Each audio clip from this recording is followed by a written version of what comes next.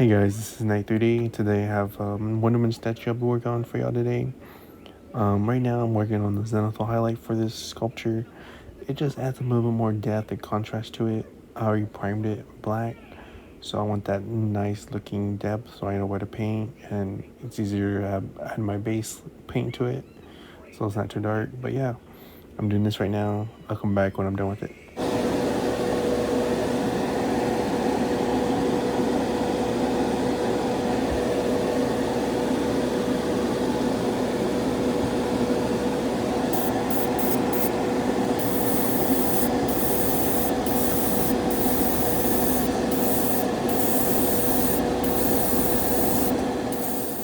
Hey guys, I'm also doing the zenithal highlight to my base.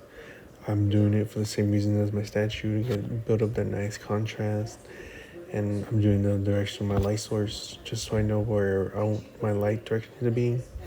But I'm also adding the white zenithal highlight to it so that when I add my paint, it doesn't take me too many layers to start building up the color I want.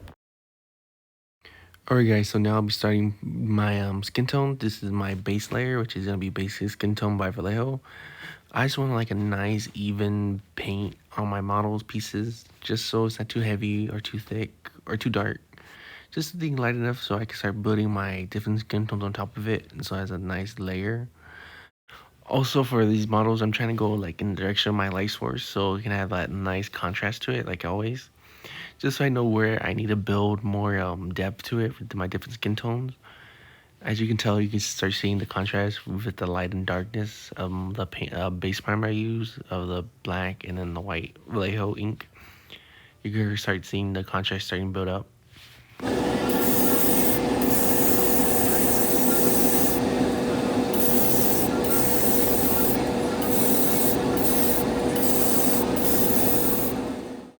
Alright, the next paint I'll be using is this light flesh from Vallejo model set.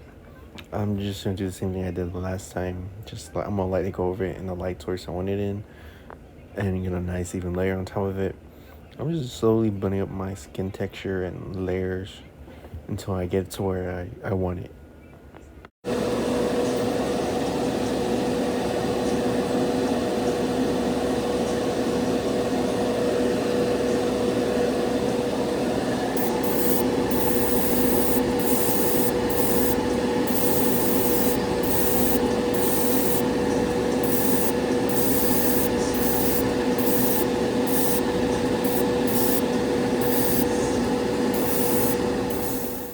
Alright, next up, I'll be mixing this sunny skin tone with this light flesh tone. Just to give it more of like a more contrast, more like a deep feel to it. Because I felt like it was too pale. I wanted like more color, but like not too dark, but like more like yellowish kind of feel. You know the skin tone, like pale, but it's not like that paleness. That's what I was trying to go for right here. So I'm just doing all my parts, and then I'll show you all the results.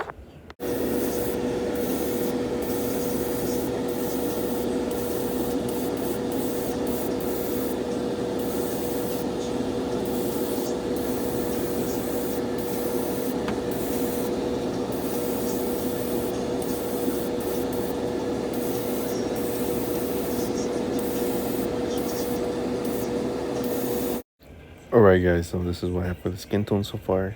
I like it. I think it's coming along pretty good. I still have a few little details I need to touch up, but other than that, I pretty much like it. Okay, so here I'm getting started on painting my red, but I'm adding a little base coat of green because green is like a natural shadow of red.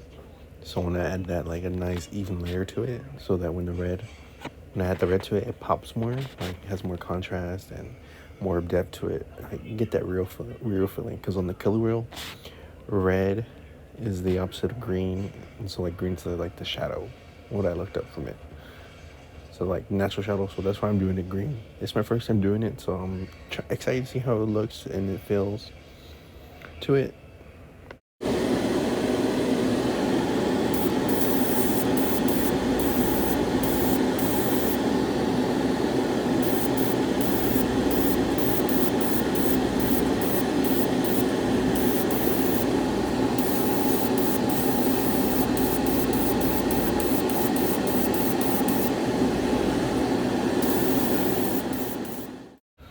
Alright, so now I'll be adding my red base coat to it. This is bloody red. This is the only red I had, but I think it'll still look good on it. And I'm just trying to go in the direction of the light source. So I'm making sure I have a good spray to it so it doesn't leak or like overspray, you know. So yeah, I'm just doing a light coat over it, like a nice even coat. Nothing too heavy. I just wanted more in like a natural look.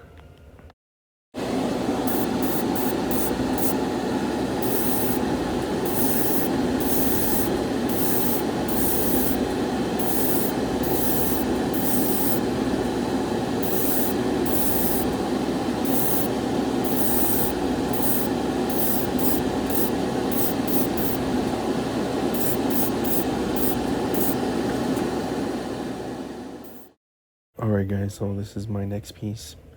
I'm using orange as the base coat for my blues I'm gonna start putting up. I'm using orange because on the color wheel it's the opposite of blue, it's the natural shadow.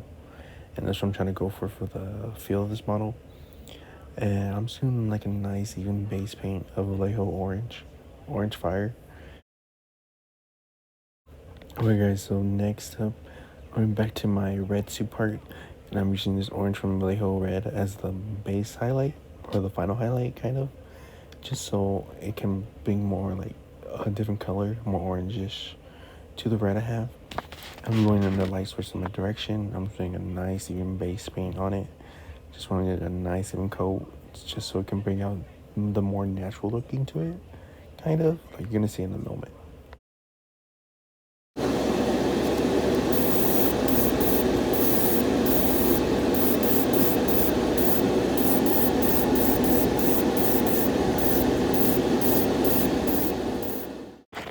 Alright, so this will be my first layer of blue on this model. I'm using this Vallejo a magic blue, and I'm just gonna go a nice even base coat to it. I don't want it too heavy because I don't want that orange just to like be the shadow, but this blue is more of like to enhance it, kind of like just trust the process, guys. But yeah, like I'm still new to this. I'm still trying to figure out how to do these models and paint them.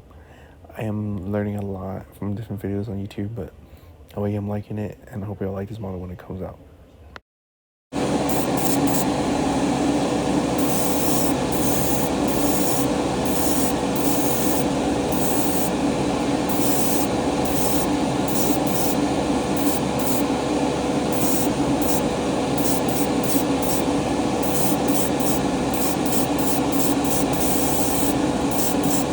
Alright guys, so this will be my final highlight for the blue. This is Sunrise Blue by Vallejo. And I'm just gonna go in my light direction. Just a nice even coat to it like I've been doing. I don't want it too heavy and like too overpower the blue. I'm just doing a nice even coat, lightly brushing it on, I mean. And yeah, that's pretty much it. And I'll see y'all then when I'm done. Okay, next up I will be doing this brown, this regular acrylic brown I got from like Michael's. And the reason I'm doing brown is so that when I add my gold, it has that more rustic look. Because I notice when I do brown, it brings out the gold more, and it has like a nice even base to it.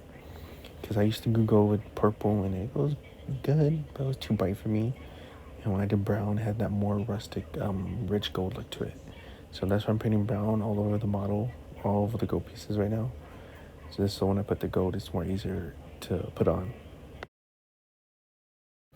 Alright guys, so I did forget to film me painting the gold on top of the brown. My bad, but I will show you how it looks at the end, or towards the end of the video, what the gold I was going for. But yeah, I'm just going over here with a nice little brush. I'm getting a nice base of brown on it. I don't want it too thick or too heavy. Just like a nice even base. I don't really care if it's perfect, as long as the gold can go on top of it and like enhance it, you know.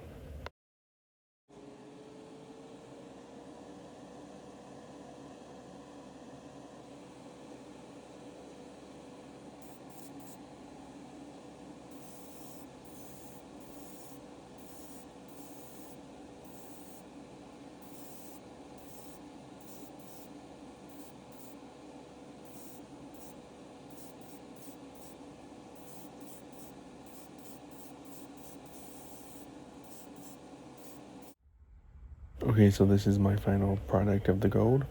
I think it turned out really good. It has that more richness to feel to it. I wanted it more like pop out and be vibrant and not like too shiny, but like more of that rustic gold kind of look. But I think it turned out great. Alright, so next up I'll be using this shiny black, or this glossy black, I mean, and this bright blue. I mixed them together and this will be my base for my hair color. And then I'm just gonna go over it nice and evenly, and after this, I'm gonna go with that bright blue and dry brush it on there. And that'll be my highlight, because I'm going for that more comic feel for the hair. You ever seen those 90s or 80s Wonder Woman covers with the black and has a blue highlights? That's what I'm going for right here. And I'm reason why I mix black and blue together is because I didn't want it like a solid black. I wanted more like a blackish blue color. And that's what I was going for right here.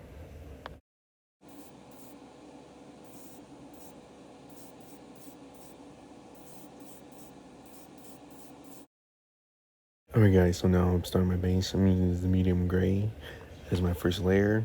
And I'm just gonna go over it in like very nice, easy strokes or burst. I just want to get a nice even layer so I can start building that like texture up, because I'm going for like more earthy tone feeling, like more like a granite rock or like a rocky surface kind of look, based on like the STL and the pictures I see. And so yeah, I'm just going over it right now, just very little. All right, so my next layer is this Iric sand. I think that's what you say it, but from Vallejo. This is my second layer. I just want to start building up that color gradually, and just very lightly so it can blend in with my base color, because I don't want like too heavy, but I want like a good, nice, even coating to it. But yeah, I'm just be doing this, and I'll see y'all when the next layer starts.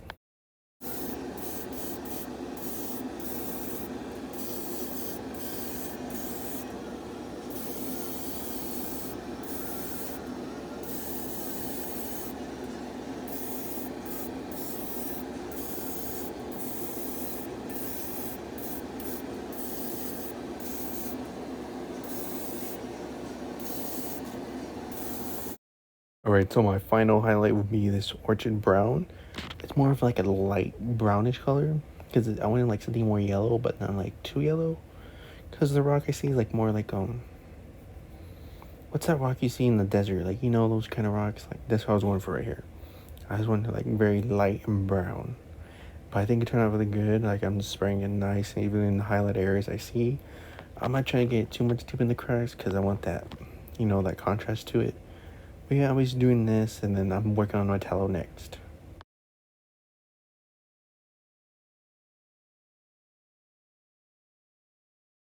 Alright guys, so now I'm starting on my tallow. For the base coat, I'm using the Stonewall Gray. I'm using this because I want, when I do my metallics like silver and more dark Gundam metallic, I want like a nice, good gray for it, because I don't want the black to show up too much. You're gonna see once it starts progressing more how my vision's turning out, but yeah, this is what I'm doing right now, and I'll see you when I start the next coat.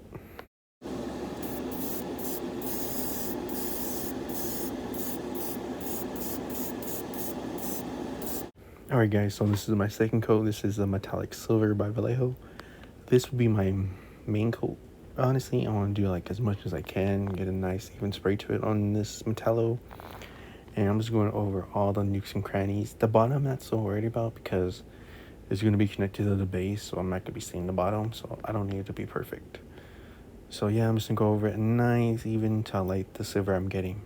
And then I'll see you in the third coat. Alright guys, so final, this is my dark gunmetal metallic paint I'm using. This is like for more of my shadows, and I'm just doing a little overspray on my whole silver just to give it a nice little like dirty grit to it, more like a darker shine or sheen to it. And I think it turned out really good once you see it all put together. But yeah, I'm just going over like all the little nooks and crannies and give it like a nice little gloss over on everything. And then yeah, I think this is it. I'll show you the model complete. Hey guys, really quick, I do want to apologize. I did not record myself painting all the little wires and the like the fog coming out of his body. I totally forgot to do that, and all the other little pieces like the gold and all my model. But I mix it. I'll try to show y'all everything. It's just I don't know what y'all want to see here and there. I try to do the major parts and show you what I do. But this is my third video. I'm hoping I get better each video. But yeah, let's check out to the end of the video and show y'all the complete model. Alright guys, so this is it. This is my Wonder Woman statue finished. I think it turned out pretty good. I really like it. But I still need to improve on a lot of my painting techniques and with my skin tones, hair, the fine details and everything. I still have a long way to go. Hopefully by each video and each post I do on my statues, you can see me grow and my painting get better. Also on this video too, I hope each video I do is better, because this is like maybe my third or fourth video on my 3D printed statue, so I'm still learning on how to do this. I do hope you enjoy this video and you see me grow in each video I make. But please follow along, like, comment, subscribe, and just tell me how I did. Thank you for everyone who's supporting me so far, and I'll see you in the next video.